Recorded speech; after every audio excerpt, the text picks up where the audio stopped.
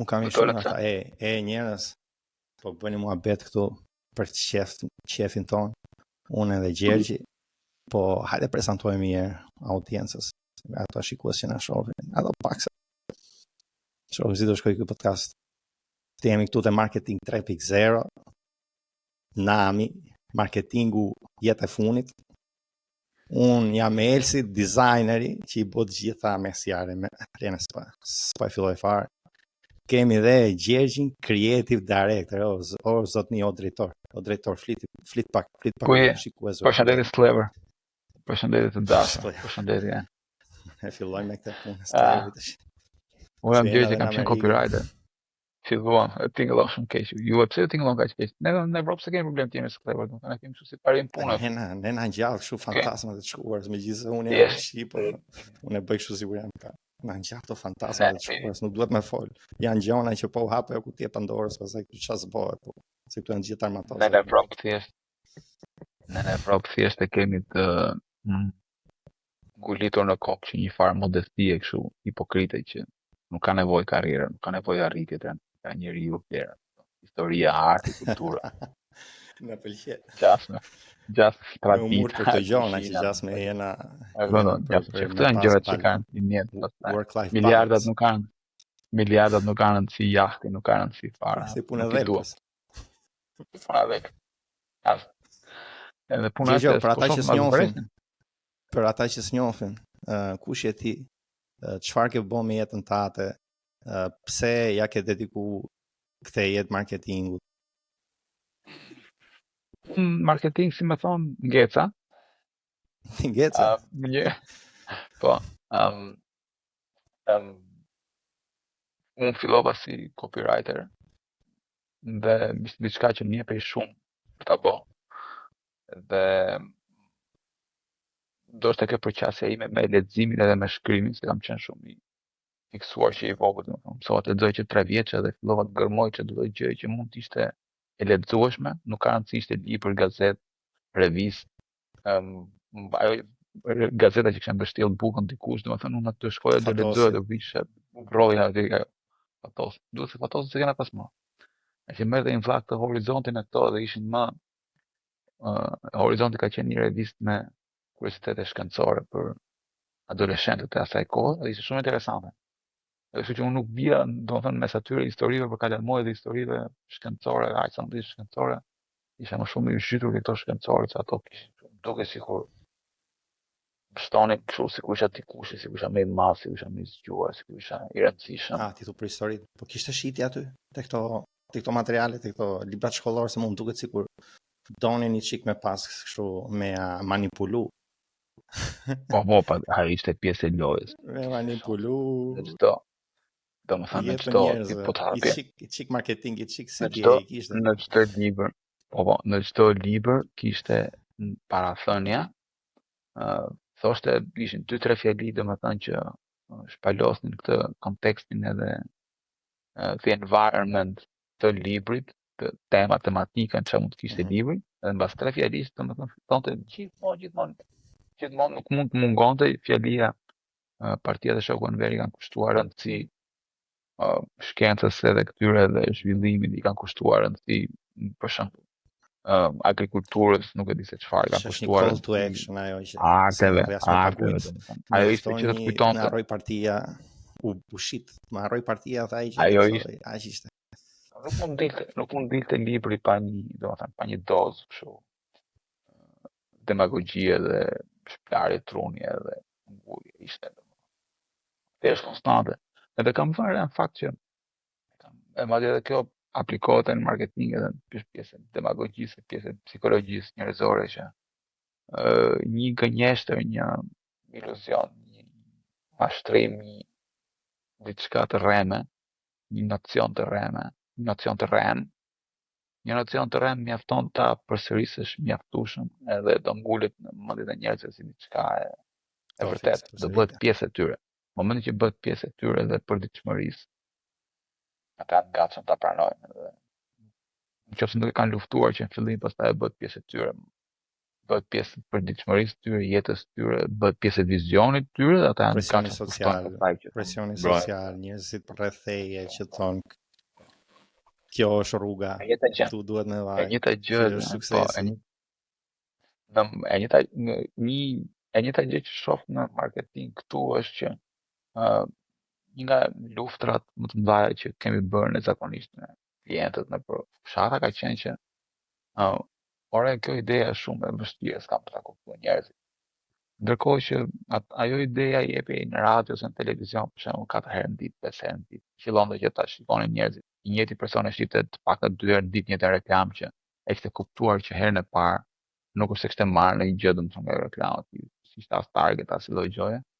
Mirë, po duke e parë shumë herë ju bëi pjesë e përditshmërisë, sado e mirë apo e keqe ishte shërbimi apo oferta. Edhe kam kuptuar që sa duket ky është sistemi që funksionon këtu, këta nuk lodhen në këtë treg, nuk lodhen për të gjetur diçka që njerëzit vrasin mendjen, përpiqen të gjejnë diçka që kushton pak në prodhim edhe në kushton pak në angazhim për t'ia përcjell njerëzve, edhe pastaj thjesht t'ia përsërisim 100 herë që sa të ngulet në kokë edhe.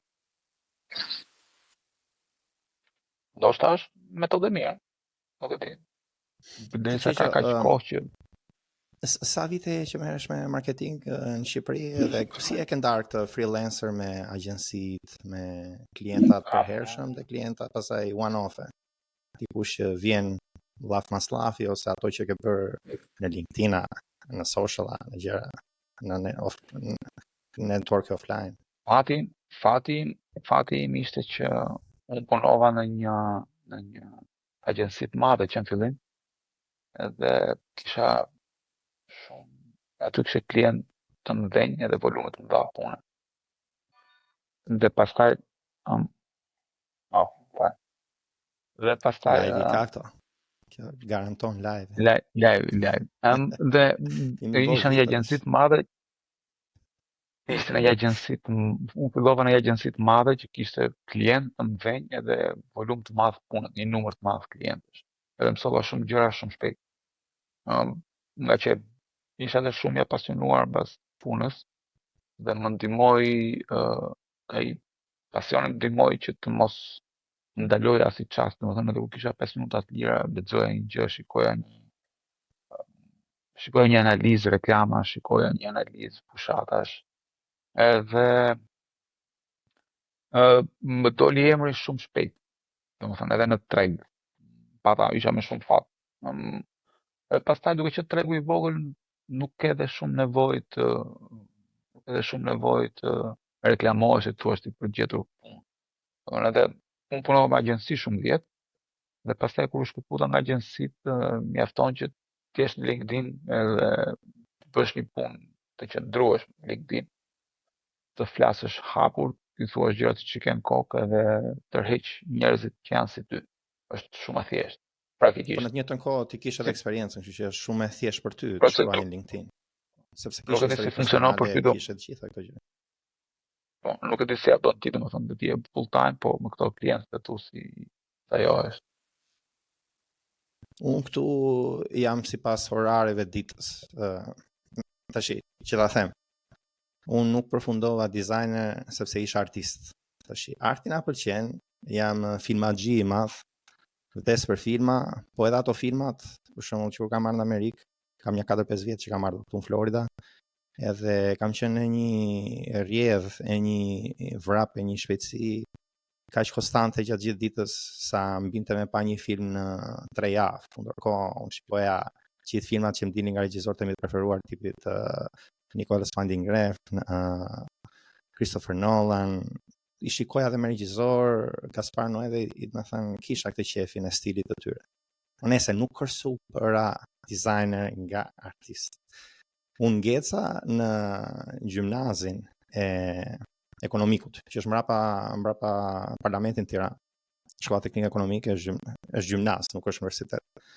Ngeca aty sepse e fillova të imi të anarë, duke se dhe ti ishe të imi të anarë, apo. Po. Kam lexuar një vend që kemi qenë në ndjenjë të vjeçare, vetëm se vite ndryshme. Edhe e fillova aty, pasaj na u desh të ikim në një vend tjetër, dhe pasaj unë përfundova në një gjimnaz tjetër dhe jo tek Petronini, ku shkonin shumica. Unë them 90% atyre që ishin klasë time vajtën aty. Si gjimnaz. Unë vajta një gjimnaz tjetër dhe ishte ekonomik. Edhe ndërkohë që ishte ekonomik, thash për mua më duk sikur ma shtron rrugën, kupton, sikur se hajde, do të thënë ishte për inerci edhe i çik ndihesh komfort, këto gjë do bësh. Edhe më dori një shkollë në Lituani, do të thënë long story short, pa u zgjatur shumë, vajta sa më larg nga Shqipëria. Ajo ishte administrim biznesi. Pas u ktheva në Shqipëri dhe kur u ktheva në Shqipëri, ishte shumë e thjeshtë për mua që isha mbaruar jashtë edhe e di anglishtën shumë mirë. Vetëm dërgova kështu bombardim 150 emailë.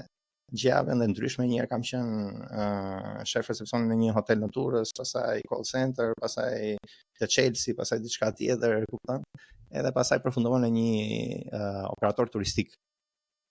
Aty ndeta 5 vjet, 6 vjet, gabimi më i madh i jetës time është që mbas vitit 3 që s'kishte masi gjë për të mësuar, unë qëndrova 2 vite tjera si për inerci, si për qef, si për bëshe leku mirë, si për e ndja veten si më e rëndësishme aty, isha 25 veta, bëni volumi më të madh të tureve si jashtë vendit dhe brenda vendit. Edhe nuk e kisha këtë qasi që kam tani, që është gjithmonë të mësoj më shumë, të kërkoj për më shumë. Kupton, aty ku punoj tani, shikoj si mund ta bëj punën në mënyrë që klienti tjetër imi, se unë tani quaj gjithë klient, si ata që janë freelancer, si ata që më marrin mua në punë 40 orë në javë.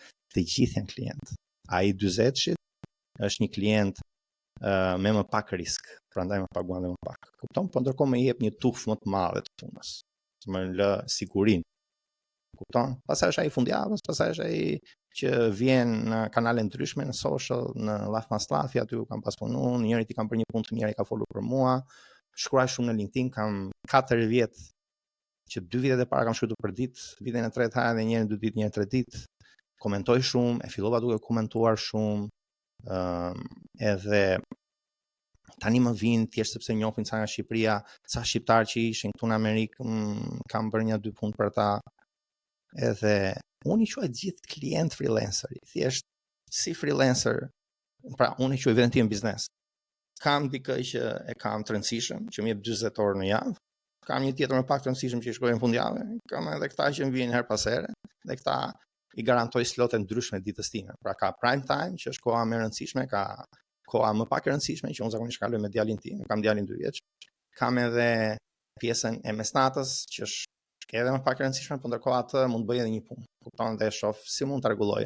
A më duhet të mësoj diçka që do më duhet për takën time, apo të marr një klient ndërkohë. Sepse nëse marr atë kam portofolin më të mirë, po ndërkohë ky klient i rëndësishëm nuk është se më ndihmon shumë te portofoli, por më jep mua mundësi që të futem në një industri dhe pas të shkoj niche në atë industri, që është industria e logjistikës. Unë punoj për një që bie small carrier, që bie i transportit, merret me kamiona, me transporte madhrash, i bëj brandin atij, që do të thotë unë merrem me brand assets, unë merrem me logon e ku shkon, unë kam bërë website-in në WordPress, unë i kam bërë CRM-in në HubSpot, unë i kam bërë social-in në Hootsuite, dhe gjitha kanalet, unë videot, unë fotot, unë to, dhe kjo ishte një eksperiencë e mirë, sepse unë bëra shkollën këtej e 2 vjet për design, edhe tani po e filloj me eksperiencën praktike në tregun amerikan.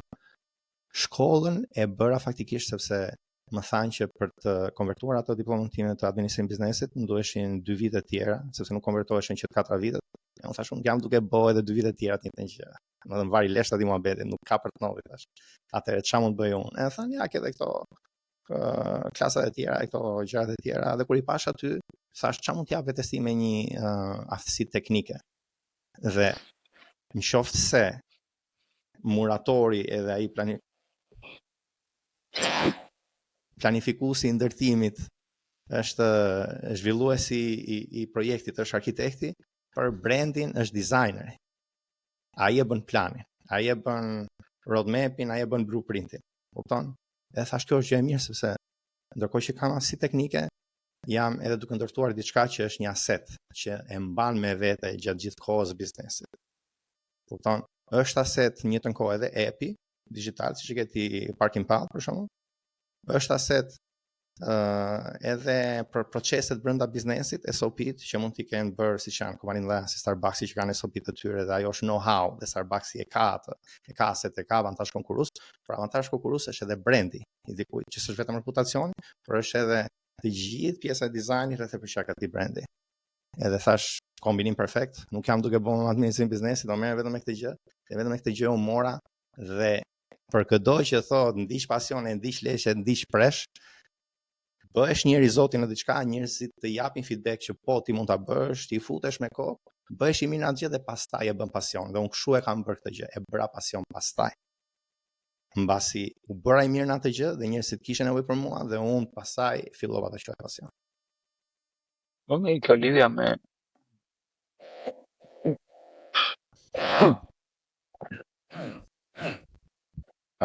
tani më ka. Në fakt kjo një nga debatet që kam bërë zakonisht me njerëzit, sidomos me kategorinë e dizajnit, është që ndonjëherë një klient nuk ta njeh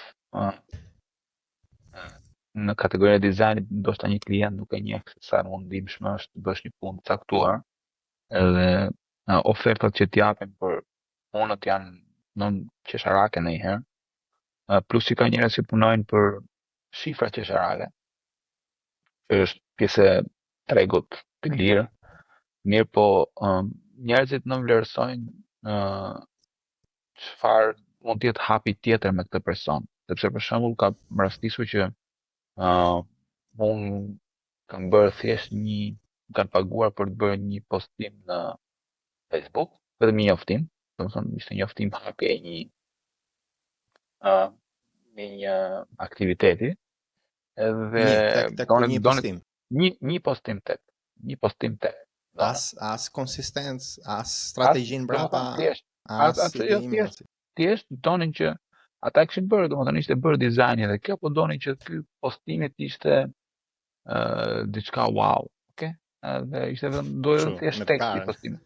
Po, virale.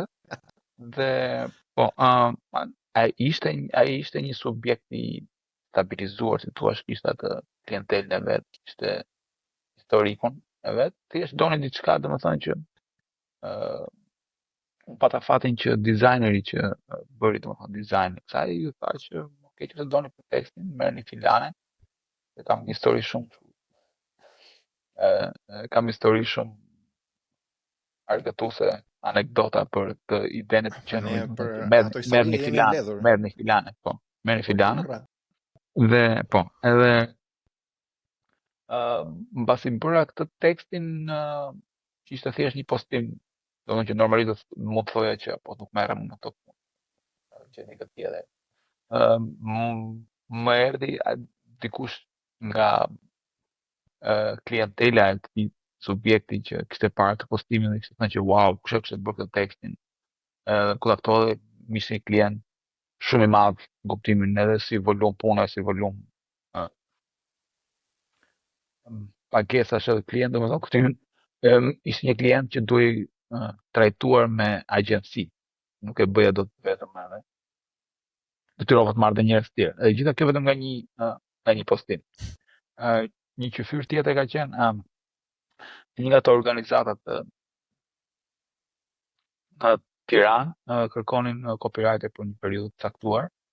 Mirë po, dhe personi që merrej me gjetjen e copywriterit pyet një mikeshën e vet dhe i thotë që më gjen një copywriter që ti njeh, dhe kjo i thotë që dëgjoj, nëse do të mbarosh punë, tamam, fol me filanin edhe okay, flasëm me këtë person, gjithçka në rregull, domethënë kuptuam për hapat e tjerë dhe ndërkohë këto të prokurimeve i thonë që dëgjoj, nuk mund të marrim një person sepse na duhen 2-3 oferta për të krijuar atë, kanë si tender, nuk e di si funksionon kjo prokurimet në nivele të caktuar pagesash. Jo, është normale, ligjore. Edhe kështu që na duhet të gjejmë edhe pata një njeri tjetër që të kemi 2 oferta. Dhe thot, kështu që po pyes unë, thot, ky personi prokurimeve edhe do të edhe që ti kemi 2. Edhe kjo merr një mikesh në vet telefon dhe i thotë dëgjoj jemi duke kërkuar kështu për copyright. E ka dhe ky personi tjetër i thotë po ti dëgjoj po do të mbarosh punë, merr filan. E kjo dorëzua Edhe ai fare tha, tjetri ta nuk merr bot, filani. nomit bot tha nuk jam tu i lot fare më këtë proces. Me gjithë rob merrni këtë edhe bjem rahat. Është çështje fati. Çështje fati që un kam punuar me për kohë të gjatë me emra të mëdhenj dhe e bëra me qef moth dhe që tregu është i vogël. Nga njëra anë kjo më penalizoi sepse un nuk mundova kur me kriju një portfolio punësh. E kudo që shkoja domethënë thoya gjë nuk kam portfolio se portfolio është i çik kështu. Kemi dëgjuar shumë histori që njerëzit fusin portfolio punë që s'janë vetat ose punë që kanë qenë të përfshirë në projekt, por kanë qenë aty me cep duke pre flapsat. Edhe për të shmangur këto lloj situata që thoya më jepi brief nga klientët që ke, të bëj një projekt kështu fictional, të jap sa deliverables që kërkon ti që të shikosh në çfarë niveli jam unë dhe pastaj diskutoj pa më fare. Që është një gjë më e drejtë për drejtë, më nuk mund të gënjesh aty, nuk ka shortcut, nuk ka hile. Ai të dorëzon briefin ti do mbarosh atë që ke për të bërë, tregon vërtet se sa e gjendje të zbatosh kërkesën edhe ta prezantosh kërkesën. Kur të kërkon Dhe argumentin mbrapa çdo vendimi, se është ndryshe mirë kur e po, merr template diku tjetër të kopjuar, dhe ndryshe kur duhet ti tregosh gjithë argumentin pse ke zgjedhur këtë, pse atë, ç'a kuptimi ka. dhe tani kohët e sotshme që jam më vete, thuash, kjo mungesa e portfolios më ka mund të them, nuk them të penalizon sepse tashmë kur punon me vete që aplikon për projekte të ndryshme, do të thonë ku do të kërkojë portfolio dhe ti çon një listë punësh, ndërkohë që mund të kishe një website ose diçka të ngjashme. Po në fakt në LinkedIn ta kursen shumë. Yes. LinkedIn vërtet ta Ai është kursen shumë. portofoli LinkedIn-i. Në mënyrën se si e optimizon pasaj faqen tënde, se si e tregon punën tënde, është tjetër gjë. E hall tjetër çka kemi një problem me shitini që do të zgjidheni. E gjë më dha. Ne tash të gjithë unë një edhe unë më shumë, më tepër se tjerët, jam kurioz. Pse marketing 3.0? Kush është marketingi 1.0 valla? Kush është 2.0? Si vajti ky muhabet tek treshi, domethënë si më kaloi kështu. Po si, mund ta mendojmë kështu. Për shembull, marketingu normal. Ti tash i mendoj mirë se ti e copyright-in. Ti duhet vish me historikun. Ma bëj çik më qendisi çik historinë e këtij muhabeti. Mendoj që ka ardhur nga marketingu siç ishte në fillim fare që ai marketingu 1.0 le të themi. Ishte ai fillestari që s'kishte as formë, as thelb, as ishin akoma këto reklamat. Mendoni që ka një boj flokësh pa amonjak? Do të thonë, kjo ishte tërhiqja edhe pastaj vazhdon. Unë do thoja 1.0 është stili, thonin, komunizëm te pazari. Daç mere, daç leje. Okej, po. 1.0 ajo është suba. E pa, patate, daç mere, daç leje, 200 lek patate. Kaq. Ajo në fakt po ta mendosh, është një farë. Maro aty, është kështu, është sekond, është sales cycle sales life cycle, është sekond, daç mere, daç leje. Shife mirë patate po dush. Maro. Ha? Është tek ajo. Është afati i shitjes. Ka shitje gjeri një vit, i shkon nga mrapa, e gjen njerëz tjerë në kompani, do të marrësh champions të saj, ta ke parasysh gjithë ajo skripti që ndisur i CRM-it, është ne kjo që vjen e shef, kjo është madhe, daç mere, daç leje. 1.0 është. Ajo është një farë përqasje edhe sot e se dite për shembull, sepse sidomos për këto, për shembull dhe përdorin tani për këto sallonet e makinave, që kur ti futesh aty brenda për të parë një makinë, ai edhe sikur ti jesh i pasur, domethënë edhe të dukesh që e ke atë kapacitetin për edhe volumin financiar për ta blerë këtë makinë e shtrenjtë, ai prapë trajton ty sikur ti nuk e ke këtë status. vjen domethënë kështu si me Okej, për te sigur por që ky edhe person të edhe vi kjo tek salloni makinave ndërmend. është ndjekur nga mrapa, është bërë një plane outreach e kneje, e ka parë një E, herë nuk një besoj, postim aty, e ka marrë një herë nuk një besoj, tjetër, ka pyetur një shok me nuk vet, besoj se 3-4 touch point derisa ka ardhur mrena, dhe ndërkohë që ka ardhur mrena nuk do shkojnë në 25 të ndryshme, po do shkojnë tek ti, tek ky maksimumi 3. Kurse ky i pazarit, vlla, ky është ai që gjithë shkojnë te ai pazar, e gjithë shitësit vinë te ai pazar. Ti do e shikosh atë, do shikosh dhe 100 tjerë. Në ai thot daç me, daç leje. Këtu i ke gjithë. Shif të gjithë. Është çmimi ama. Pëlqen sepse është çmimi. Është kjo gjë për këtë çmim. Daç me, daç leje. Ku ka më lirë? O s'ka. Po gjetem lirë, unë do ta bëj më lirë. Nuk e gjej më lirë se kaq. Është edhe kjo e forta tjetër për shembull që 200 lekë, 195 e kam marrë vet. A kupton ti që ai thotë që unë s'po fitoj gjë. Po, shet koston. Kaq ka më mua, sa si të. Kjo për qasje kështu ose po, për se shembull. kaq. E kam 250 e kam marrë vet, 200 po ta jap ty kop. Komplet. Pra 1.0 është, le të themi, është 1.0 koston, e ne është çmimi, e ne është ky çmim për këtë gjë. Kaq. Nuk ka llafe, nuk ka personalitet, ai që po ta shet, nuk ka asnjë gjë e tipit status, nuk është se po merr status në shoqëri apo bën një gjë, ble këtë patate për këtë çmim, se kjo është patate patosi, patate gnej, kupton? Edhe ti e ke këtë të kësajt, kjo cilësi, se na njerë thuhet jo, po s'ka ne, jo, kjo cilësi ke gjë me këtë çmim, po ma gjete këtë gjë me çmim tjetër më të lirë. Put ma bosh. Këtu fillon, këtu mbaron. Marketing 1.0. Marketing 1.0 e bi këtu fillo, këtu mbaro. Ç'a ndodhi që vajti 2.0? Ç'a ndryshoi? Si qysh tek se në ligjet e fizikës nuk lëviz vet materia, duhet me pas një shtys që të lëviz materia. Nuk ka lëviz vet në 2.0. Besoj se do kenë qenë nevoja e kompanive ndërkombëtare pranishme në treg që kanë sjell agjenci ndërkombëtare në treg. Na futi ka urë hapat e parë. Po. Edhe këta kanë sjell dhe kompanitë ndërkombëtare kanë guideline, kanë struktura, kanë standarde që nuk i shkelin në asnjë treg. Kjo i bën ato të qëndrueshme edhe branding worldwide, ku brandi është i njëjti në çdo treg, në çdo rrethan, në çdo situatë, në çdo vlerë pagese, në çdo vlerë njerëzore, brandi është po njësoj.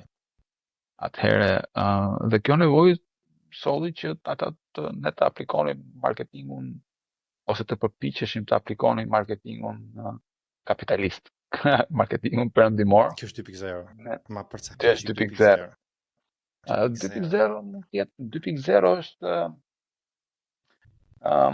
përpiqemi të marketingu 2.0 është të përmbahemi guideline-eve, po s'na mban akoma për kreativitet. Full on kreativitet pa limit. Domethënë ai klasika e out of the box. Domethënë neve e shohim se ku do të arrish ti, po nuk ta prezantojmë dot atë gjën e çmendur se unë vetë vi nga ekonomiku. Që unë jam pronari i agjencisë ose drejtori ose kjo. Atë tjetër punë se çfarë thot drejtori kreativ ose ky dizajner ose copywriter. Le të marrim ato elementet që thanë tek nishi. Pra, sa është ajo koha e shitjes? Sa duhet ta ndjekim ne këtë peshk në përujra? A fillojmë këtu të masim? A fillojmë të masim këtu ne? Sa na kushton ky peshk me na ardh me na pa mallin? Në 15 vjet që kam qenë në lidhje shumë të, që kam qenë shumë i përfshirë në agjenci. 12 po them që kam qenë në agjenci, domethënë kështu full time, 12 vjet. Nuk kam hasur në as edhe një brief sqarimin se në çfarë pike të customer journey është klienti targeti i kësaj fushate. Domethënë brief në vetvete kanë qenë gjithmonë shumë të mangët dhe pastaj detaje si kjo që po përmendim tani ja, domethënë kështu diçka jashtë kësaj bote. Dhe në fakt pjesa e studimit edhe e sondazheve janë diçka që më bëjnë tërësisht në këtë marketingun 2.0. Është thjesht që ne e Pra dim nuk se ka bëhet marketing. research, nuk ka Nuk ide të qartë ose researchet janë gjithë kështu. rrugtimit të klientit nga i Jo. ftohtë që s'di asgjë prej teje deri tek Në klienti në jot dhe deri tek pjesa e evangelist, pra që ty të referon të tjerë. Nuk ka asnjë nëse studim ka të tillë dhe në çdo moment nuk e dim se ku është në këtë rrugë. nëse ka një studim është shumë sipërfaqësor dhe ndoshta s'do quhet studim, ulet në një research kështu research sipërfaqësor i kryer nga vetë agjencia, nga ato account managers. Kanë parë çdo të treg, kanë parë disa gjëra në internet. Mund të kenë kaluar shumë orë për të krijuar një prezantim dhe të krijuar një ide të sa më të qartë të situatës në treg. Po një studim mirë fill, domethënë kështu focus groups, unë vetë nuk kam rastisur asnjëherë. Okej, po ti ke Do thënë që dhe ke punu dhe pak a shumë të po, bizneset dhe të me çfarë emrat e dilemasie, mëdhenj. se s'mund të themi se Vodafone e bën Ka- po këta tjerët se bëjnë. Nuk besoj se e bën edhe. Do të Okej. thënë edhe emrat e mëdhenj, ose mund ta bëjnë në një mënyrë kështu, domethënë për të krijuar një ide ose për të përmbajtur protokollit, si thua, të veprimtarisë, po që Shablon. Kopjuar në event shablon, tjetër po. sa më thon. Okej. Ky është 2.0-ja që Dhe ky erdhi më shumë si shtys dhe nga ky- tuajt sepse ata ishin mësuar në këto tregjet tuaja të bënin këtë gjë po, dhe na shtyn dhe neve neve se në do rinin të merreshin me ne me stilin ton të pazarit dash mere dash le. Dhe një tjetër karakteristike, domethënë marketingu 2.0 është funksionon 80% fushat pas fushate. Mund të ketë një plan një vjeçar, po më shumë jo. Domethënë që ti marrin ta njerëz që i kemi kultivuar në këtë mënyrë gjatë tyre fushatave dhe vitin tjetër do t'i çojmë në këtë nivel. Nuk bën vaki, nuk është diçka që ne e bëjmë shumë. Fusha e marketingush pretendosh akoma dhe më shumë, kjo nuk ndodh as në arsim, nuk e bëjnë domethënë struktura që kanë gjithë begat në dorë, kur thonë edhe gurin edhe arrën. Nuk do të bëjmë marketingu sepse edhe vetë cikli i punësimeve ka qenë shumë i shkurtër, domethënë njerëzit kalonin 2-3 vjet nga një agjenci tjetër për çështje page, që normalisht nuk ka pse mos ta bëjnë, po që kjo sjell pastaj ato mungesën e vazhdueshmërisë. Okej, por ky kalim, për shembull kodusit lë një dokument. Ky kalim nuk është dokumentuar për tjetrin që do vi. Nuk ka pasur një dokument qartë të rrugës që do merrte. Dhe për pos kësaj ai që vjen thua ti do ndroj gjithsesi se duhet justifikoj vlerën e vet që si. Po. Po,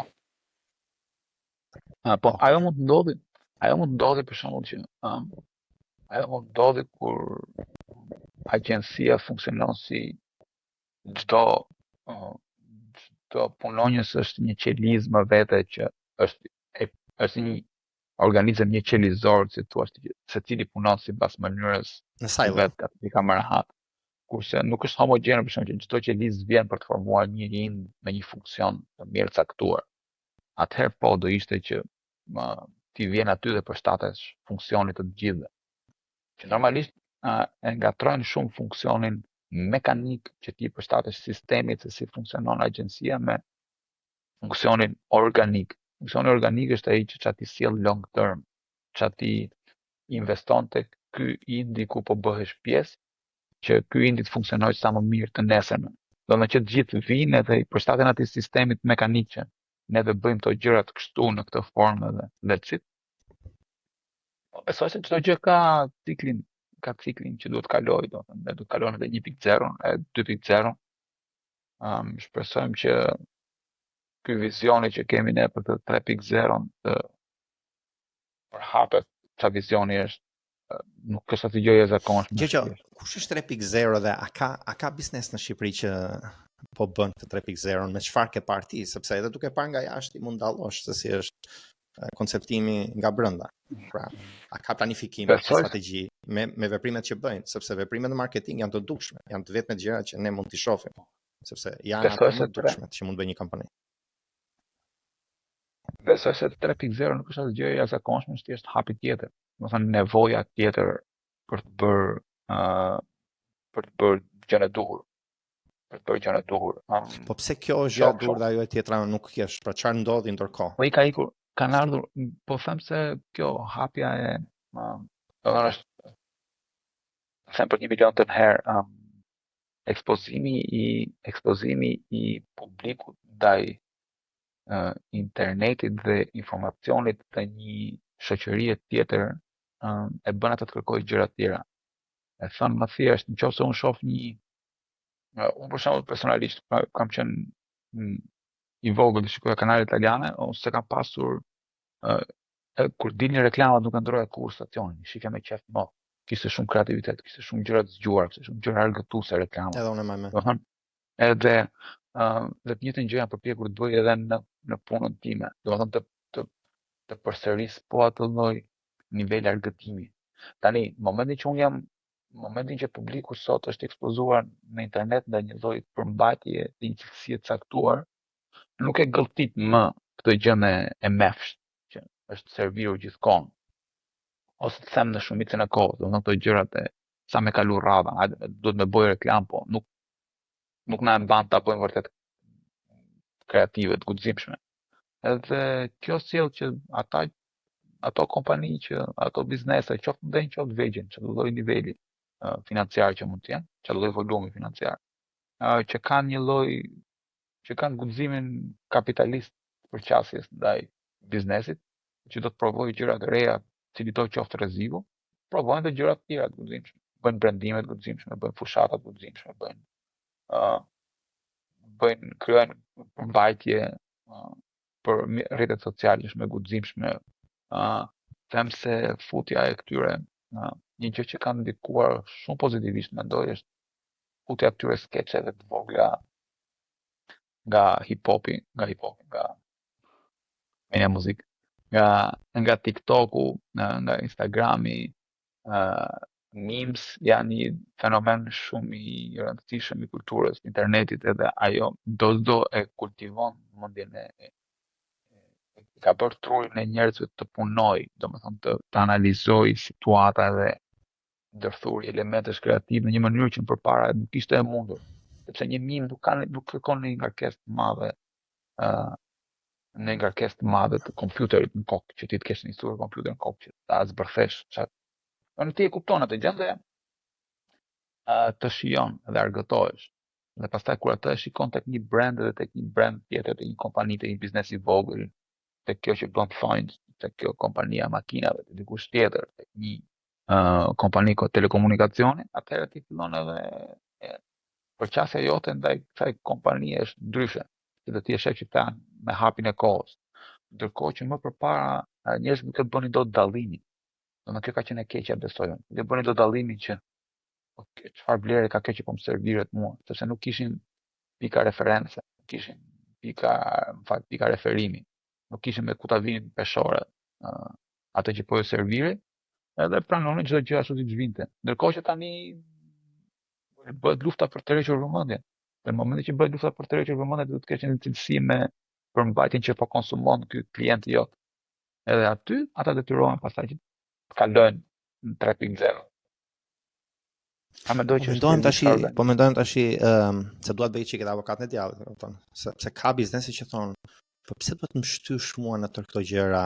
Sepse edhe kjo marketing 3.0 me sa duket ka edhe më shumë shpenzim energjie, kapitali, resursesh, kohë të njerëzve, njerëzit që duhet shpenzojnë kohë paraprake, të edukohen në të gjitha këto gjëra të avancuara në mënyrë që pastaj të shërbejnë duke ekzekutuar gjithë planin e çdo gjë tjetër. Dhe pse do të shtyhemi në këtë gjë? Mund të ketë biznese dhe thonë, sepse ne 3 milion veta jemi. Të gjithë njohin të gjithë, pra nuk është një problem njohje, s'është ndryshe kur je Apple-i hyn në një treg të ri dhe duhet të sulmosh njerëz që nuk të njohin, do të thënë komplet të panjohur, strangers. Tash kur është kaq e vogël ky treg në Shqipëri, pse duhet më ushtyjnë në këto gjëra të avancuara për të konkuruar njëri tjetrin, kur ndërkohë le të ndahet ajo torta siç është ndarë për herë, le të jenë 4-5 kompani. Dhe kush është i ri për shembull që do të hapi biznesin e vet, le të shohi për një tip pune për dikë jashtë shtetit dhe mos merret fare për shembull këtë treg, sepse ti shikon edhe në LinkedIn, nuk është se, do të thënë gjithë rinia që është me disiplinë konstante, ka edukimin, shtyrjen, atë egon për të ecur përpara, kërkon klient jashtëm, do tregjet jashtëm, do tregjet mëdha, do tregjet të avancuara të konkurrencës ndërmjet njëri tjetrit, në mënyrë që edhe marketingu të jetë i avancuar, dhe nuk thjesht nuk do të merr, dhe mase nuk e kanë nevojën këto biznese. Se për shembull mendoje ajo që thua ti e thonjë vetë këtej, e ka të nevojë në rast parë që të ketë një vit të rrugtimit të klientit, ku ndërkohë ai është një biznes komplet, le të themi, impulsiv, konkurenca nuk është aq e madhe, total addressable market, pra tregu, segmentimi nuk është aq i madh. Për çfarë do t'i harxojë gjithë këto energji, kohë dhe kapital për të avancuar kaq shumë në këtë, sepse unë e shikoj marketingun e avancuar si një karakteristikë të tregut, jo domosdoshmërisht të njohurive të njerëzve që ka aty. Sepse ai mbase mund t'i ketë, por nuk do të harxojë shumë kohë më burr. Siç është ai për tjetër vet, ishte në një treg profesionistësh ku të gjithë referonin ty, dhe në fund ti s'kishe një portofol, nuk kisha të lloj promovimi aq mas, ai promovim do energji, do kohë. Kupton, do të rish 1-2, ti vish nga mrapa, ti bësh, nuk kishte nevojë, pse duhet bërë kur s'ka nevojë?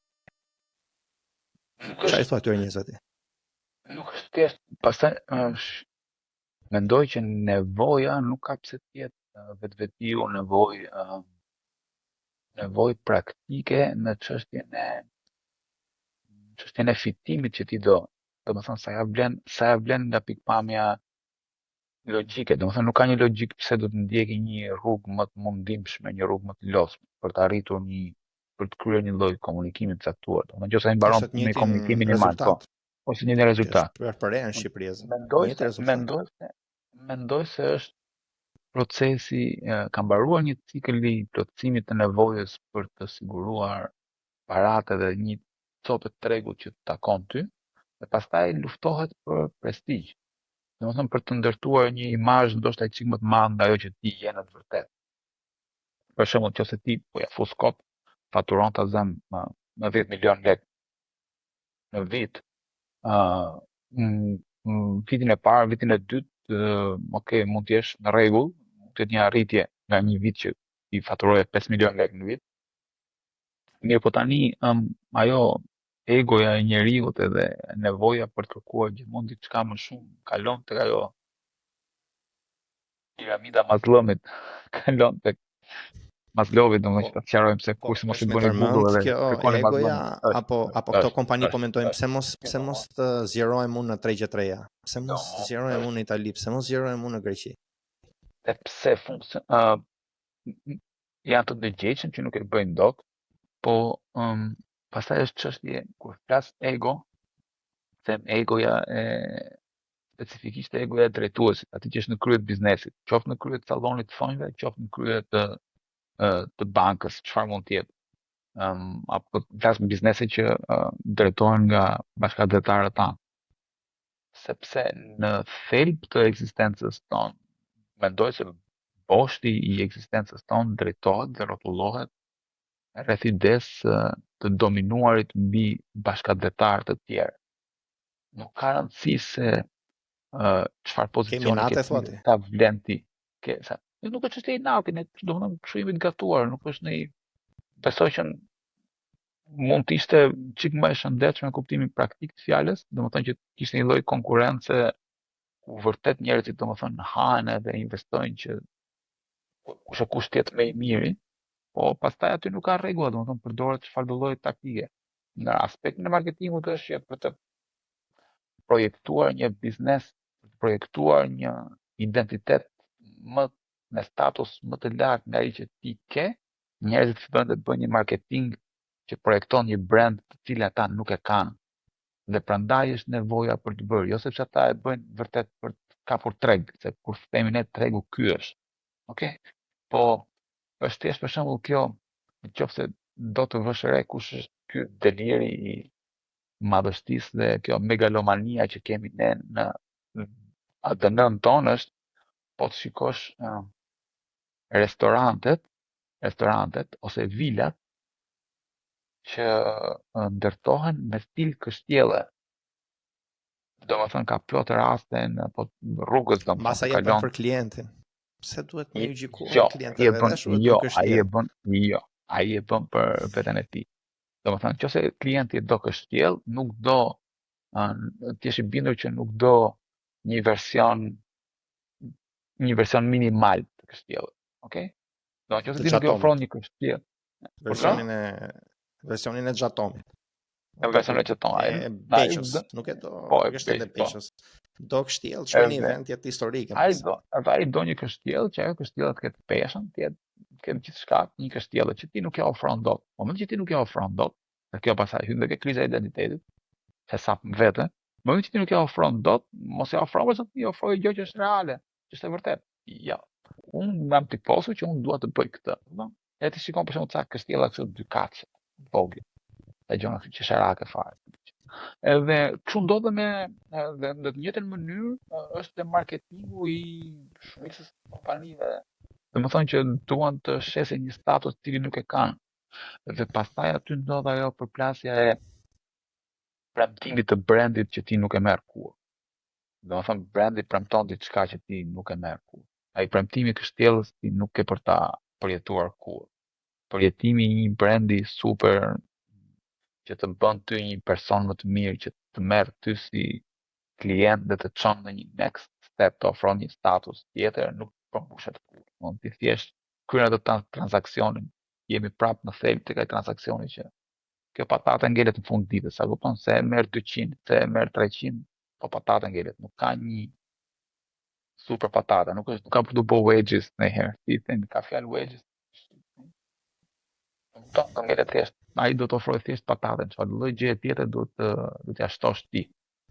Ti si Shiko, jazz. unë do ata shoh edhe si personale, për shkakun sepse me thon drejtën kemi qenë edhe shumë budallënj, edhe jena përmirësui çik, s'mund të themi shumë zgjuar, kupton? Por edhe mendoj të vetja që në ato momente kur isha rehat, kisha atë jetën time që e qefin tim as pune, qasja ishte ndryshme. Unë të them që tani ka ndryshuar qasja, dhe qasja ka ndryshuar sepse nuk mundem ta ignoroj këtë treg të biznesit ndërkombëtar. Podcastet që dëgjoj, materialet që shikoj online, AI, teknologjia e re, shpejtësia e lëvizjes së informacionit. Gjëja e parë që vura në Amerikë ishte shpejtësia e lëvizjes së informacionit. Të gjithë profesorët Stanford, 90% atyre më të mirëve kishin podin e tyre, kishin jepnin informacion, nuk e mbanin për vetë. Ishte një lloj sikur unë të isha në çfarë do lloj tavoline kafeje të Shqipërisë ku njerëzit që marrin vesh nga tregu flasin. Pra, nga best practice, ai që bën highest level, në nivelet më të larta, deri tek veshi im, ishte punë brenda ditës. Kupton? Dhe nuk mund të injorohen gjitha ato praktikat e mira. Nuk mund të injorohen mënyrat siç është design thinking për designerat, mënyrat e researchit, ideation, brainstorming, design, iteration, shkon mbrapa këtej. Nuk mund, për vjen në një pikë që nuk mund ta injorosh më edhe sikur të duash rehatin tënd. Kupton? Zhytesh në një vend e thua këtu o get rich or die trying, pra këtu o ja dal, o nuk them më, sikur nuk i di këto gjëra. Kupton? Dhe mendoj që në këtë botë që jemi tani me forcë jemi në atë gjë sepse shumë të rinj shqiptar i kanë ato njohuri, e kanë atë qasje, e kanë atë disiplinë, dhe shkojnë në Shqipëri dhe futen në punë për njerëz që se kanë atë qasje, se kanë ato njohuri, nuk ja kanë aberin fare dhe nuk duan të bëjnë atë që kanë bërë para 10 vitesh ata të profesionit tyre, duan të bëjnë diçka tjetër. I kanë mundësit, e kanë kapacitetin, kanë dy sy, kanë dy dur, kanë dy kom, kanë internetin, kanë informacionin dhe duan ta bëjnë atë gjë, sepse nuk e shohin më veten e tyre si pjesë të një tregu të vogël. Unë këtë gjë i them kudo shqiptari që takoj tej, nuk vim nga një vend i vogël, harroje, ajo është e jashtë gjërave që mund të kishim bërë ne, sepse aty lindëm, kupton, nuk vim nga një vend i vogël. Rastisi që e quajnë Shqipëri dhe vendet tjera, se ne po të quheshim Europë. E di çfarë bën shqiptar kur vin në Amerikë, thon, vim nga Europa. A kupton? Edhe fillojnë, mund të mburren me filanin, fistekun në Franca, me këtej. Siç e bëjnë amerikanët. Janë amerikanët 150 milion banor, 470 janë europianë. Kupton? Ka sa duash mënyra që t'ja vësh veten ti thua vi nga një vend që keni bërë gjëra të mëdha. Ka sa duash mënyra. Mos e fusni fare veten tuaj në atë lojë, por mendojeni si një pjesë, nëse punon në marketing, duhet të jesh në marketingun high level. Ke ata personat që ti shef në aspiration, kupton? Siç mund të shohun Neil Patel, njerëz që janë me volum, me podcaste, me të gjitha, me informacionin që japin, me njohurit, me software-et më të fundit, me teknikat më të fundit, kupton? Unë dua t'i bëj ato gjëra sepse unë e di që kam 2 dur, 2 kom, 2 vesh, një lloj si çdo person tjetër që i bën në këto momente dhe pse unë mos ta bëja. Kupton? Dhe nuk dua t'ja di ka nevojë biznesi, do e bëja atë gjë dhe çdo biznes tjetër do shofi punën time dhe në fund kështu do përhapet llafi, kështu do përhapet reputacioni. Unë dua t'i bëj këto gjëra, dua që të kem disiplinë, dua që të jem gjithmonë grinding, siç thon këtu grinding, kupton? Dhe unë këtë mendoj që ka në Shqipëri njerëz tillë dhe ata e shtyn biznesin. Mund të jenë ndërmarrës të rinj, mund të jenë marketer, mund të jenë dizajnera, ka. Dhe ata shtyn nivelin e krahasimit. Dhe kur dikush tjetër shef ata, thot dua që të bëj atë nivel. E kam parë, nuk mundem të kthehem më në një pozicion që nuk e di më se çfarë është ai nivel. Neve bëmi punë tillë. Ja. Atë mikun tonë. Ne bëmi punë tillë. Po. Shumë faleminderit për fjalët e mira, po unë dua me bëni një diçka më shumë, dua me bëj çik motion grafikat e punët. I shoh sa herë që kam kohë, si mund të ta përmirësoj, si mund të ta bëj një diçka tjetër. Edhe tani që po merrem edhe me CRM me këto gjëra e kam edhe më të qartë rolin tim. Dhe ku jam unë, ku fillon tjetri dhe si është i gjithë rrugtimi nga awareness deri tek referral, që është pika e fundit. Ngecja më e madhe është se në fakt kur vjen puna pastaj për të bërë punë, neve mund të tregu mbetet i vogël në kuptimin e volumeve të pagesave. Domethënë një treg, ai është treg. Ne jemi treg i vogël financiar, me thënë drejtën. Nuk jemi treg i vogël në kuptimin që neve nuk mund të kapim klient jashtë, apo neve nuk kemi kapacitete të kalibrit botror apo kapacitete njerëzish që mund të punojnë në tregje ndërkombëtare. Ne ngelemi treg i vogël si volume financiare. Numri i ulët njerëzish nuk të lejon ty që të paguash dikë për të bërë një punë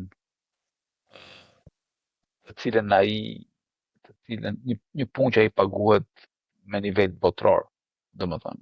Nuk është njësoj si është vetvetiu, është normale, domethënë nëse ti bën një punë për një fushat që do kushtoj $250,000, ti një pjesë e kësaj fushate dhe ti ke për të marrë të zënë $2,000-3,000. Një biznes në Shqipëri ato $2,000-3,000 ka boost gjithë vitit në Instagram. Do nuk mund të japë ty për të bërë vetëm dizajn. Po ndërkohë ke biznese që janë në tregun global si Pabler. Pse nuk punojnë me Pabler atë? Po besoj edhe ka një farë limiti gjithsesi. Domethënë ka një farë limiti gjithsesi, sepse sa prej tyre do punojnë me Pabler. Atëherë pse nuk ka më shumë si Pabler? Tani të futemi ekosistemit të startupeve që çfarë ndodh, apo le e fare më një herë tjetër. Është për epizod tjetër. Mu më duhet me ditë ky 3.0-ja si ka ndodhur, a është thjesht sepse neve tani kemi një pikë reference apo sepse ka individ që e shtyn, që njerëzit shohin ata individ, siç shohun disa, siç shohin aty në LinkedIn, shohin ata e thonë, këta njerëz shtyn përpara. Këta kanë promovim, kanë cilësi, kanë këto gjëra. Ne shohim njëri tjetrin e përmirësohemi. Unë besoj shumë në këto gjëra. Kam dëgjuar edhe një intervistë të Cristiano Ronaldos që tregonte për se si në momente ndryshme kishte një lloj niveli që kërkonte të arrinte aty dhe ishte gjithmonë një person tjetër që ishte në të njëjtin skuadër, që ai shifte për ditë dhe donte që ta imitonte në mënyrë që ta kalonte si nivel. Ajo është logjike, domethënë për sa kohë që njerëzit shohin që ka më mirë dhe duan të bëhen më mirë, kanë për të shtyrë njëri tjetrin. Sidomos tani që shohin jashtë. Në momentin që ti shikon dikë jashtë që bën një punë jashtëzakonshme, thua, dua të bëhem si ky. Dhe sidomos tani që i tregojnë gjitha, që i tregojnë njerëz që tërë ditën e tyre tregojnë. Do jetë, them se do jetë shumë më ndryshe. Ka filluar të jetë shumë më ndryshe. Ka filluar të pakën ndoshta jo ta kërkojnë dhe ta paguajnë një shërbim të mirë marketingu, të pakën e kuptojnë nevojën, edhe kanë dëshirën edhe uh, prirjen që të bëjnë diçka më frymëzuese, po e them kështu, nga ajo që janë duke bërë already. Në kuptim çfarë do lloj marketingu që janë duke bërë, çfarë do lloj komunikimi që janë duke bërë, po kërkojnë atë nivelin tjetër. Pastaj është thjesht çështje, është edhe pak çështje sa është në gjendje ky person i aftë ta shesi veten dhe të premtoj që shiko se puna jote me mua është e garantuar që ke këtë rezultat. Edhe prandaj njerëzit stepen pak. Ne, domethënë, zakonisht profesionistë e mirë kanë, jo e kanë të vështirë të shesin veten, por nuk gjejnë kohën që ta promovojnë veten për ta shitur veten. Po besoj avash avash, ndoshta edhe më shpejt nga të shkujtojmë ne do ketë një lloj zhvillimi në të gjitha nivelet, sepse edhe bizneset që aplikojnë marketing ndryshe nuk janë, të themi në, nuk janë ekspozimin mainstream të komunikimit, do të nuk janë në televizor, nuk janë në radio, janë në internet, në interneti sado i përhapur që të jetë. Prapë edhe në internet pjesa më e madhe e vëmendjes shkon tek po ato 2-3 subjekte të rëndomta që janë politika, reality shows, të rëndomta me njerëz me probleme psikologjike etj etj etj.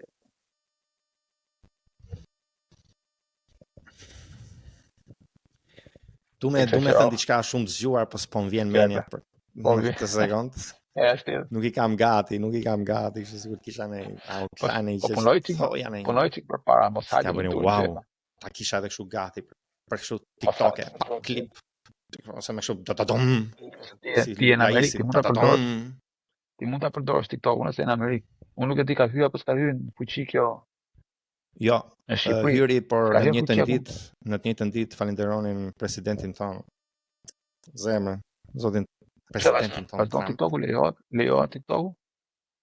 Vuri mesazh brenda njëjtës ditë u mbyll, u fik dhe pastaj u rihap prap edhe mesazhi që falenderojmë për zotin president që na la të gjallë akoma në Amerikë.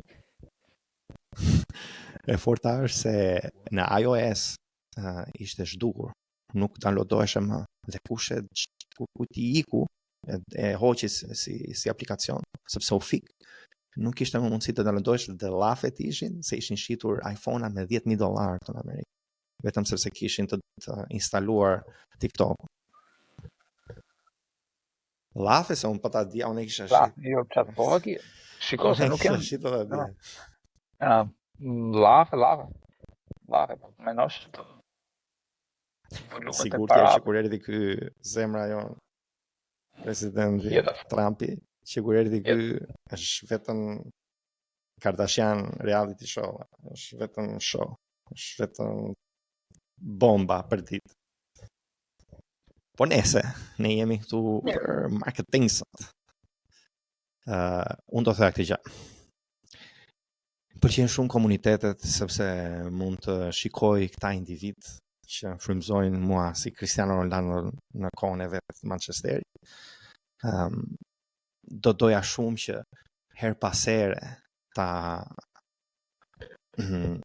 vlerësonin këtë gjë, t'i thonin këtyre njerëzve, dëgjose që ke kafshalla, që ke bishalla, nuk e di si e kanë këta për kompliment, ti thosh që ke tipit më ta thënë PS. Që këta njerëz kuptonin që dikush e vlerëson, sepse unë e shikoj që masin Shqipëri ka njerëz të tillë, po nuk e vlerësojnë, se shumë njerëz nuk e kuptojnë kur thotë vlerën e këtij lloji marketingu, nuk e kuptojnë pse shkruajnë kaq shumë në LinkedIn, pse bëjnë kaq shumë video në TikTok, pse duan të japin vlerë, pra content driven, të shtyrit të vlerës në mënyrën e edukimit dhe thonë, ky që ka budalla, ky po i thotë të gjitha. Ky po i thotë të gjitha, për çfarë do e marrin njerëzit për kurse për gjëra kur ky thotë të gjitha. Ky që ka komplet paskarshkit. I thonë njerëzit këta nuk thonë që ta vlerësojnë. Thonë ky paskarshkit komplet. Dhe nuk ka një lloj feedback loop për këta njerëz. Dhe ngelen vetëm ne Ne diaspora e shkret, që po t'i shohim të themi dëgjoj se po bën gjën shumë më mirë, po nuk e di pse nuk të vlerësojnë këto kompanitë, po ka shumë kërkesë për këta njerëz, ka shumë kërkesë për këta njerëz. Dhe duan rob të tillë, edhe mundësisht i marrin dhe i thon, "A mund të na bësh vetëm përmbajtje tërë ditën?" Ore vetëm përmbajtje, ore mba kamerë. Bëj day in the life. Aty ku jam unë, bëjnë dispatch, duan day in the life. Dispatcherit. Day in the life, Allah. Më thujti një biznes në Shqipëri. E që shtë makina, day in the life, o dikujt që shet makina. Si shikon makinat, si e ka marrëdhëniet, çfarë ishte ky klient, ky tjetri klient, këtu kam telefonat, si e ka atë CRM-in nëse ka atë pjesën e mbajtjes së leadsave, si e bën lead gen, si e bën lead magnet, si i vjen në mendje, duan njerëzit të dinë, kupton, duan të jenë, duhet përmbajtje, sepse me këtë përmbajtje e dëgjojmë një herë, 2 herë, 3 herë, edhe themi, na pëlqen ky person, si thua ti. Në një gjë të thuhet 15 herë në ditë, e besoj. Nuk po thon shkencë asnjëri as këtu në perëndim nuk bën një shkencë kur bën këtë përmbajtje. Të njëjtat disa persona të njëjtat gjëra thon për herë, por frymëzojnë sepse t'japin atë në shpatu, po bëjnë gjën e mirë. Ti je shef dikush tjetër ka të njëjtin mendim me ty për shkak. Ti thua, të paktën është kjo gjë. Sepse është pak, se edhe për këta njerëz është pak jetë e vetmuar, se të jesh gjithmonë duke grind, e të jesh gjithmonë duke shtyr, e të jesh në avancime të reja, në gjëra që ndihesh vetëm, pra në ato vende ndihesh vetëm. Dhe kjo është një mënyrë për të shtyr njëri tjetrin, për të frymëzuar njëri tjetrin. Nëse unë bëj podcast, nëse unë e vëj veten tim aty, dua që njerëzit të shohin dhe të thonë, po nëse ky e bën atë atëherë pse mos ta bëjmë? Pse mos të vjen një podcast unë, pse mos të jap përmbajtje unë, pse mos të flas për gjërat e mia unë? Ishte Laura më duket se është në LinkedIn që bën përmbajtje për dentist, ajo është dentiste për dhëmbët. Super shembull më valla. Bën ajo vetëm shkruan për dhëmbët. Ajo është dentiste. Do thoshë ç'punë ka direct to consumer, B2C në LinkedIn, B2B. S'kemi dhënë në Kanë dhënë gjithë. Gjithë kanë dhënë. Po mënyra se si ajo një diçka të mërzitshme për diçka e bën pak nuk e për qesh, pra nuk është në ato nivele, po domethënë duket që e vën veten, e vën përmbajtjen aty se mira di ishte çik na bënte me qeshje, çik na bënte këtej. Po është dikush që e bën. Është dikush që e bën atë gjë të mërzitshme, e hedh. Edhe i bën njerëzit të dinë për këtë gjë. Dhe mu pëlqejnë këto raste. Mu pëlqen nuk e di, unë shfrytëzohem shumë e shoh edhe them e mundësisht në njerë dhe komentoj, them bravo për të gjëra që bën. Sepse e di që në qofë se asë njëri se ka thënë, në qofë se a them unë, mbase motivim mirë. Çam kushtoj mua, një koment, 5 sekonda. Kështë di komentet nesë dhe thot, haj komenti e gjë. Do i duhet një logo, do i duhet një gjë. E duhet?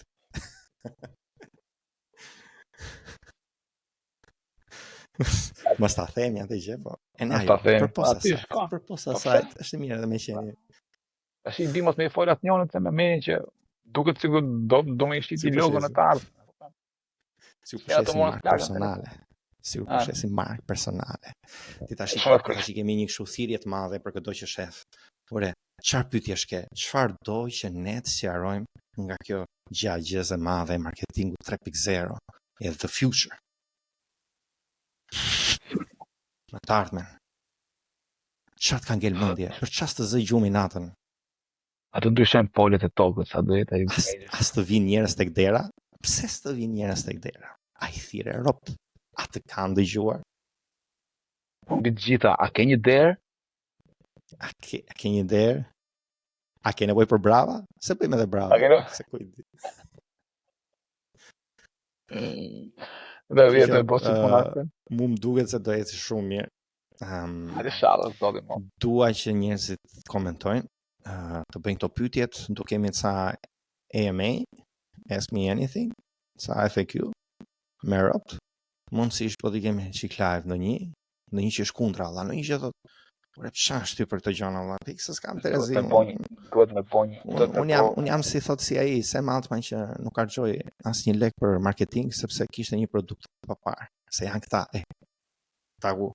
këta inxhiniera, software, gjëra ti në LinkedIn që kanë natin se me promovimin, kanë natin me ne rrensat. S'jam varet, rrensat. Ku ti me rrejton e shpeti? Mu binim, unë kur isha e vogël binim shpulla, thonim mylle gojen, merrnin lekët, një qifja në për çorave. Ku di unë me rrejto, ku di me rrejt njeri unë. Se thonë, varet nga këto rrensat, këto të promovim, këto të marketing, këto rrensat. Ke qenë, se ti ke qenë edhe një kështu kompani software, ma thuj qik si e kanë këto rrensat, këto të marketingut, hajtë na bo me qesh tani, ose thonë, hajtë na bo me... Varet nga... Tashi, është podcast, duhet e ne me menu, me sajun e gjë, her pas herë. Me rrejt. E forta është që sa do e pa perceptueshme që duket vlera e marketingut, nga njerëz që nuk kanë haberin e marketingut, në fund ditës që të gjithë donë që të kenë një emër të mirë dhe sa më të mirë. Dhe pranej mund ta luftojnë marketingun në parim, po në momentin e parë që ju jepet mundësia për të pasur marketing që mund të nxjerrë ata më bukur, edhe më mirë, edhe më të fortë, edhe më të qup, edhe më me lek, se sa ajo çfarë janë në të vërtetë, asnjë nuk i thot jo. Gjithë ndryshimi është qefit gjithë vera që paguaj, gjithë ndryshimi është lekët që po jap unë tani. Ja vlen, a do më çojnë në një status tjetër që unë do doja të isha. Dhe problemi më i madh qëndron që vetë këta nuk e din kush është next step. Prandaj funksionojnë në fushata dhe aty për aty.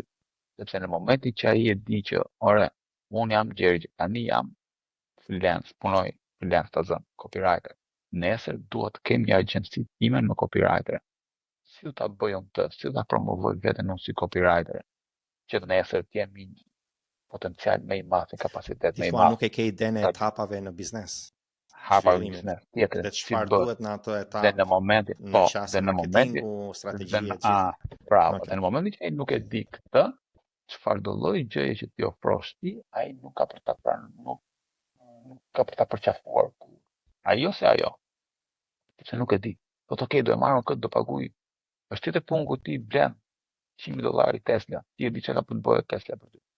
Është tjetër gjë kur ti blen $1.000 një iPhone. Ti e di çka ka për të bërë ai iPhone për ty.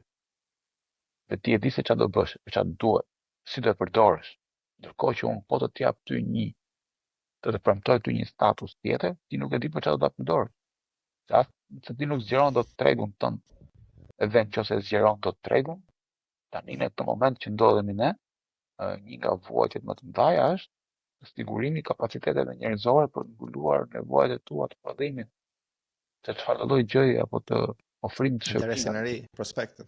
Kem pipeline për ato prospekte, por nuk e për ti shërbyer dot. Ata që dhe vihet re në tregun e punës, një mungesë e jashtëzakonshme e përgjegjësisë në punën që bën. Njerëzit futen thjesht në punë sepse duhet një punë, po do të ai bën as the bare minimum, do nuk e vret minim fare, bën ato 2-3 procese që duan për të çuar gjithë punën përpara. Edhe po ndodhen një gabim aty, ai s'e ka problem fare dhe po e hoqen. I kanë gjenë vend punë tjetër në një profil që s'ka lidhje me atë që ishte.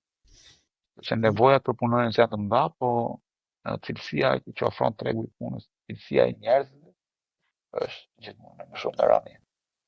Unë faktikisht çuditem se si e zhvillues software-i nuk e kuptojnë si ne jemi zhvillues brendi.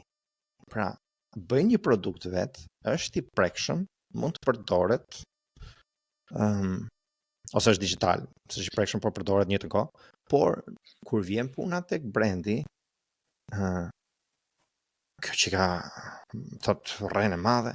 Pra, brandin e barazojnë me ato që janë shitjet momentit. Kupton, direct marketing, që shkon edhe shet. Shkon edhe e ken telefon dhe e sjell për tash të pa, tash shtypi, tash klikoj, tash të marrin telefon, tash u shit. Pra e krahasojnë me atë si për një transaction. Kupton, si shitje transaksionale, jo ekziston një sekret i madh në çdo fush. Në figurat, në figurat, si thon këtyre, në personazhet kryesore, në protagonistat, jo, është një fjalë tjetër s'po vjen tani. që të gjithë të figurat më të Heronjt. ndoshta as heronjt, jo, po. Në çdo fushë ka disa njerëz që spikasin, do thënë që janë më të mirët, se thua ose që janë Virtuoz. emra, se që kanë një virtuoz, nuk themi virtuoz. Është e çuditshme se sa e madhe është përqindja e këtyre virtuozëve në thonjza të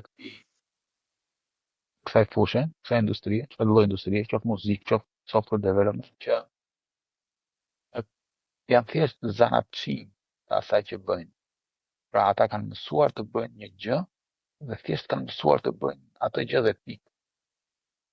Dhe ata janë të kanalizuar tek veprimtaria e tyre, tek profesioni i tyre dhe nuk kanë transferable skills që ata të shikojnë se si se si kjo se si zhvillohen gjërat në industrinë e tyre, zhvillohen në çfarë të lloj industrie tjetër. Pra, në momentin që ai nuk e di që si ky kodi është i gjallë dhe ka nevojë të zhvillohet gjithkohës, dhe të përmirësohet gjithkohës, dhe të arrijë nivele të tjera gjithkohës, ai nuk arrin ta shikojë se si mund ndodhi kjo në marketing, si mund ndodhi kjo në industrinë e makinave, si mund ndodhi kjo në fashion, si mund ndodhi kjo në filozofi, si mund ndodhi kjo në kulinari.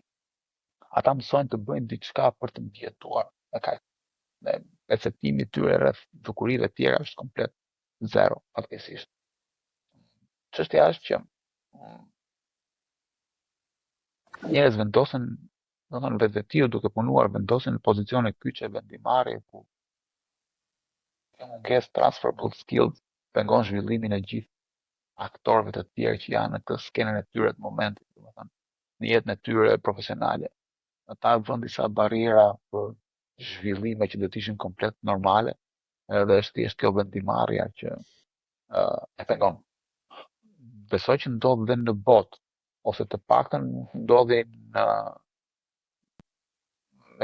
Europë sidomos, sepse ne kemi një kulturë kështu nepotike të transferimit të pushtetit, dhe në meritokracia është 7% të rasteve është shumë është inekzistente.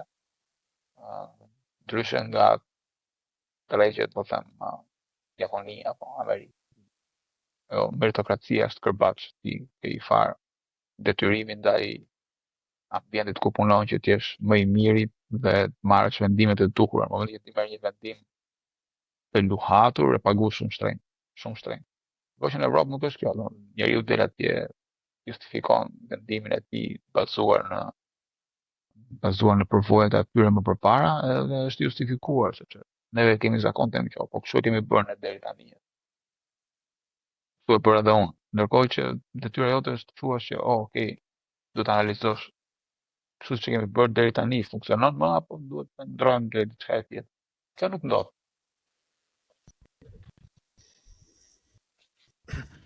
Mua do më pëlqente shumë që të flisnim për probleme të përgjithshme botërore, por jemi me atë hallin ton të tregut të bizneseve shqiptare. Shpalosa një panoramë që i përshtatet dhe në lidhje me marketingun dhe se sa i paperceptueshëm është nga disa kategori që normalisht do ta kishin shumë qartë çfarë ndodh. Sepse mendimi im është që këta njerëz janë kanë durimin, sepse puna e tyre ka të bëjë me durimin. Ti duhet të rish për një kohë gjatë të pandërprer përballë ekranit, duke hequr gjitha mundësitë e tjera që mund të bëje me atë kohën tënde, duke shpenzuar ato energji, kapital, financa për edukimin e mëparshëm që të kesh aftësitë për të bërë ato gjëra. Pra kanë durim të madh, sepse gjithë kjo është vënë në një gjë që është një produkt digital që kush e di se kur do i del fitimi asaj gjëje. Pra këtu mund të shkojnë me vite me që të jetë pa fitim, dhe ndërkohë nuk e kanë atë durimin e brandit edhe një qasje të njëjtë të vazhdueshme me etapat e saj për një kohë disa vjeçare. Nuk e shohin si pjesë të procesit.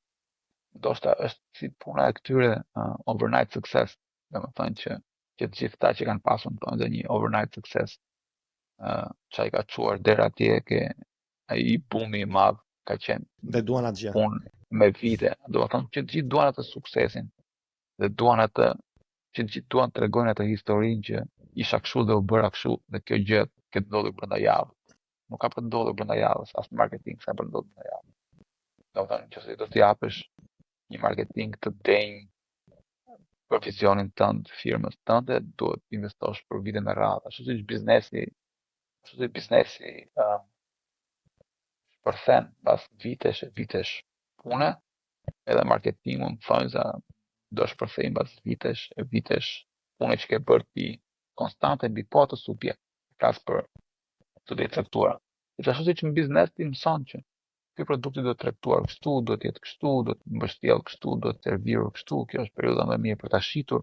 Ky është personi më i përshtatshëm për t'ia ofruar të produktin këtë shërbim. Edhe në marketing është më e njëjta gjë. Të provosh një kanal, të provosh një kanal tjetër, të shikosh një orar, të shikosh një orar tjetër, një lloj përmbajtje tjetër, një lloj fushate tjetër, sa të shohësh çfarë është ajo gjë që i mban njerëzit. Do t'i mbajë njerëzit të lidhur mbas komunikimit tonë, mbas kanaleve tua të komunikimit. Edhe vazhdosh ta aplikosh për një gjë. Është diçka që nuk ndodh për një javë, për 2 javë, 3 javë, për një vit. Ati procesin e punës për Procesi, kërkimore, domethënë, kërkim, sepse kjo ke kjo kërkim, hipotezë, kjo ka aplikim. teston, është më ka shumë ajo. Kjo ka aplikim. Lean Prandaj po thosha lean që, marketing me lean MVP-n, prandaj po thosha që këto njerëzit që lean startup. kanë arritur një lloj suksesi dhe një lloj prestigji në një fushë të caktuar, dhe një lloj niveli, një lloj statusi në biznes, mund të software development për shembull, po thoshim që ka një kompani të suksesshme ose është një developer i suksesshëm, dhe ai nëse do të promovojë shërbimet e tij, nuk e ka idenë që ore dhe marketingu që do bësh ti ose një kompani byrekësh, po s'ka. Domethënë ti nuk e vajtur direkt edhe ka shpërthyer direkt, ke hapur dyqanin, ke një ca koka, filluan njerëzit të flasin ty, pastaj ti ke filluar të bësh disa lëvizje të tjera, disa oferta, edhe gjithë në marketing. Dhe që kudo. Qa kemi një kështu për mbledhse për ata që kanë pasur durimin e madh për të na dëgjuar deri në këtë pikë? Bravo atyre, bravo. Masi ore çerek. Sa isha dëgjuar vetëm time për kaq shumë kohë. Po çfarë kemi dhënë një të funit? Me thonë të drejtën, ta majnë vesh në vesh me vete për deri episodin tjetër që do të takojnë. Çfarë e majt vesh kështu vesh në vesh? Shihni çfarë bën bota, edhe mbi të gjitha, kur e di se kush është gjëja e dur për ta bërë, thjesht bëje. Edhe sikur të dali, edhe sikur të dështoj ai veprim për momentin, çfarë të lloj dëmi që do sjelli, dëmet rregullohen, kurse mësimi nuk e ku e mëson më. Më shumë që të mësosh, aq më mirë. Sepse nuk mund ta e thënë ndryshe, ajo përvoja dhe ciklet që duhet kalosh, do t'i kalosh, sa do që t'i shmangësh. Edhe sikur të duket sikur ti do bësh një gjë e duhur, ti do bësh një gjë të duhur që nuk ke asnjë garanci do dështoj apo jo. Do ti do dështosh, do mësosh diçka, do bësh diçka tjetër, do dështosh, do mësosh diçka. Pra ato dështimet që neve i trembemi kaq shumë janë pjesë e procesit të mësuar derisa ti të mësosh se si bëhet në mënyrën e duhur. Kjo është ajo, në duhet mësohemi të mos i trembemi dhimbjes që shkakton. Është njësoj si të tërvitesh për të bërë boks, domethënë, fillim fare do të hash ca grushta herë që të kuptosh që si do të mbrohesh, si do të bësh. Do t'i hash, nëse t'ja marrësh dorën. Po kur t'ja marrësh dorën, do hash, do japësh më shumë. Po do t'i hash ca. Dhe po nuk zbriten në ring për të ngrënë grushtat. Nuk mëso boksin. S'ke për ta mësuar kur. Simulim. Nuk mëso boksin. Kështu që do të japi grushtat një person për vërtet. Një person për vërtet është tregu. Tregu do të fusi ca grushta, këtë mund të themi. Tregu do të fusi ca grushta që ti duhet i hash, që të mësosh të zihesh. Dhe u përpoqet të rish larg tregut për të ngrënë këto grushta, ke për të bërë kur kampioni që ti ndëron të bëhesh. Unë do thoya vetëm që Rob mos e vrisi mendjen fare, lejni grushta dhe gjithë mundjet edhe karaten. Po merreni me sportivitet edhe një fjalë të funit, tash i merrni mendja. Duhet me qenë i duruar në rezultate dhe i paduruar në veprim. U mbyll. Mic drop. Iku kjo. Fata bum. Ishte, do më thamë nuk. E gjeta më shumë atë gjë. Se thoja do të më mirë me u kthy mrapa, s'm kujtohet më çka kam thënë, se është çik vonte. Po e lëmë kaq, shifeni episodin tjetër në Marketing 3.0, nona e marketingut, kudo në përtër shqiptari, ene më tej. 2 këshilla 300 parë, nuk e thamë asnjë moment. 2 këshilla 300 parë, valla. Po e bëm fakt, një këshill njëri, një këshill tjetri, domethënë çfarë do të bëj? L'energy me këtë. Një këshill, domethënë na bi kështu domethënë, fund fare ti dhe një këshill, unë dash një këshill, këto janë 2 këshilla 300 parë që po, është ajo. Dhe unë për ato 300 parë duhet jetë përqin komision. Hajde, ciao. Ciao. Po, ikse në gjë.